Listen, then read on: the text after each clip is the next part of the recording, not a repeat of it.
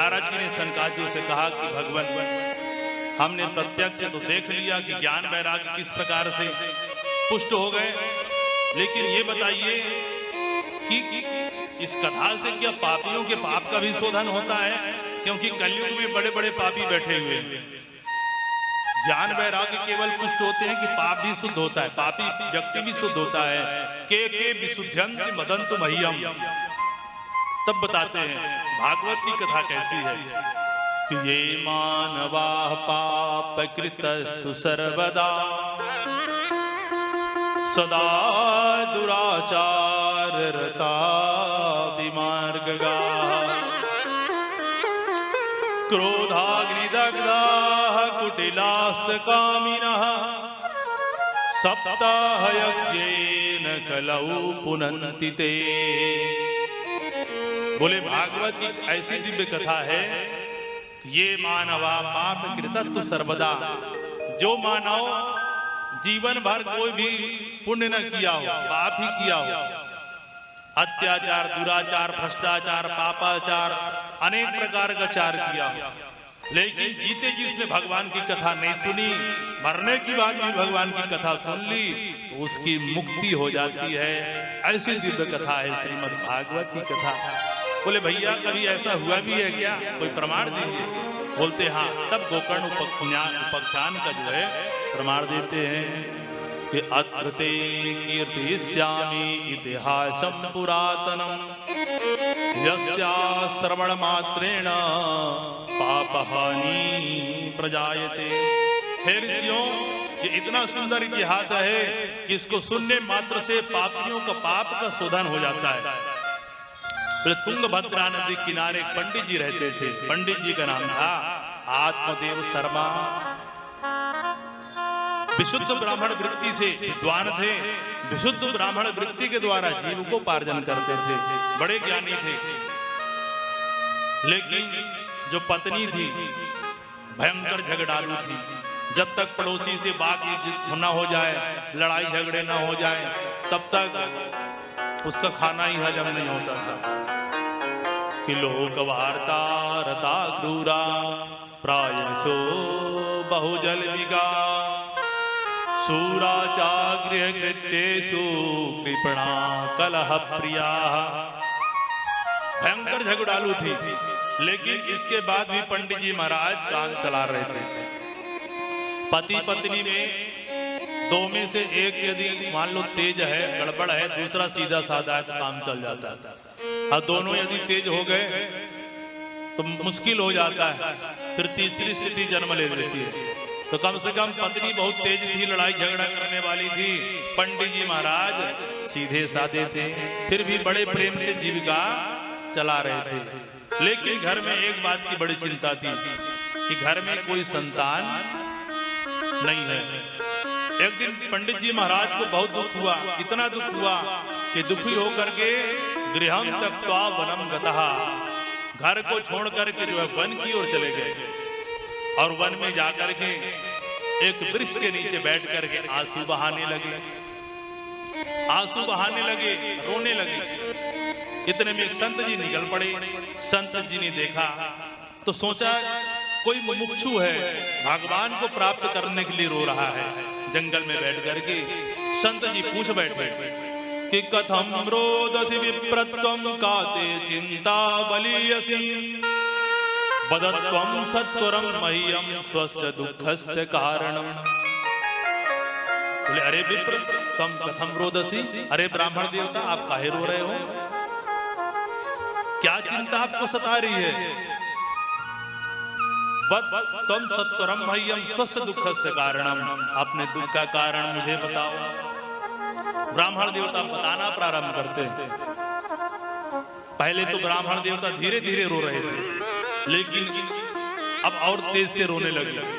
जब व्यक्ति दुखी होता है, कोई सहानुभूति दिखाने वाला व्यक्ति आ जाता है, तो व्यक्ति और जोर जोर से रोने लगता है। तो पंडित जी महाराज और जोर जोर से रोना प्रारंभ कर दिए और बताना प्रारंभ करिए कि किम ब्रह्मीमीर से दुखम पुरो पापेन संजितम मदीया पूर्वजास्तोयम कबोष्टम उपभुंजते। महाराज मैं अपने मन की बात आपको क्या बताऊं कि मेरे दुख का कारण क्या है। मैं बहुत दुखी हूं, मेरे कोई संतान नहीं है। अरे घर में जो पूर्वजों के फोटो लगे हुए हैं, उनकी जब मैं पूजा करता हूं ना, तो उनके आंखों से अश्रुपात होने लगता है। क्यों? क्योंकि वो ये सोचते हैं कि इसके बाद मेरे को पानी देने वाला भी कोई नहीं है। अरे महाराज, घर में तुलसी लगाई थी, तुलसी भी सूख गई। एक गाय पाल रखी है, गाय भी वर्षों से बांझ पड़ी है। तो महाराज, पता नहीं मेरे कौन से जन्म का ये पाप उदय हुआ है कि मैं इस कारण से जो है अत्यंत जो है दुखी हूं। अब मैं तो लगता है कि मैं अपने प्राण ही यहां त्याग कर दूं, लेकिन मैं घर जो है वापस नहीं जाना चाहता। संत जी समझाने का प्रयास, संत जी ने सोचा, रे मैं सोचा था कि भगवान के लिए रो रहा होगा, ये तो बेटा बेटियों के लिए रो रहा है, चलो इसका मार्गदर्शन करें। संत जी समझाने का प्रयास करते हैं कि मुंचा ज्ञानम प्रजारूपम बलिष्ठा कर्मणो गति विवेकम तु समासाद्य तज संसार वासनम। अरे ब्राह्मण, क्या बेटा बेटियों के लिए रोता है?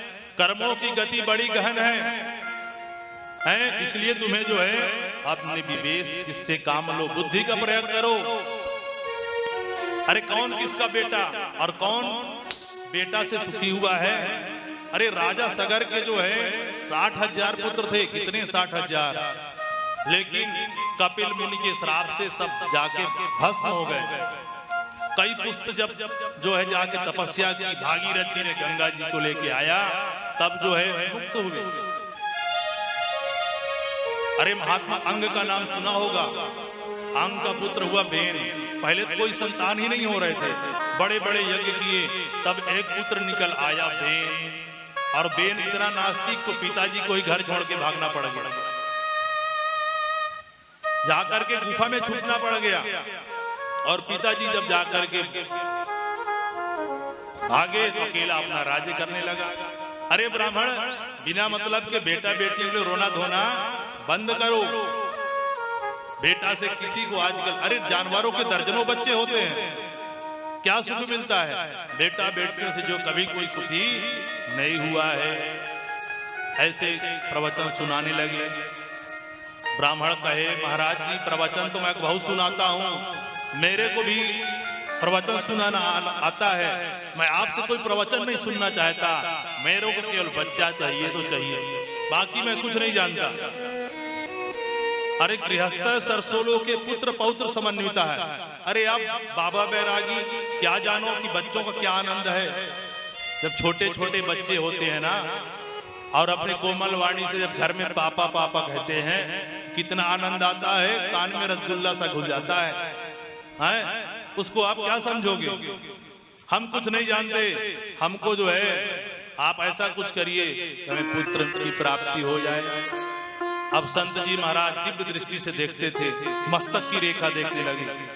अब मस्तक की रेखा जब देखे तो क्या कहते हैं, सप्त जन्म अवधि तव पुत्रो नहीं वचन बता। बोले अरे ब्राह्मण, तू एक जन्म की क्या बात करता है? तुम्हारे भाग्य में 7 जन्म तक कोई संतान ही नहीं है। ब्राह्मण जी ने जोर से सिर पटका। अरे हम तो इस जन्म के लिए रो रहे थे, लेकिन आपने ये बात बता करके मेरे दुख को 7 गुना बढ़ा दिया है। इसलिए मैं आपसे ही पुत्र चाहता हूं कि आप जो भी करो, संतों के वचनों में बड़ी शक्ति होती है, संत कुछ भी कर सकते हैं। मेरे को संतान चाहिए तो चाहिए, और नहीं दूसरी बार मैं अपने सिर को इतने जोर से पटकूंगा कि मेरा जो है प्राण ही निकल जाए। ऐसे कहा। अब संत जी ने कहा, कहां से ब्रह्म हत्या मोल ले ली। अब संत जी महाराज बड़े परेशान, अंत में क्या किया? बोले ठीक है,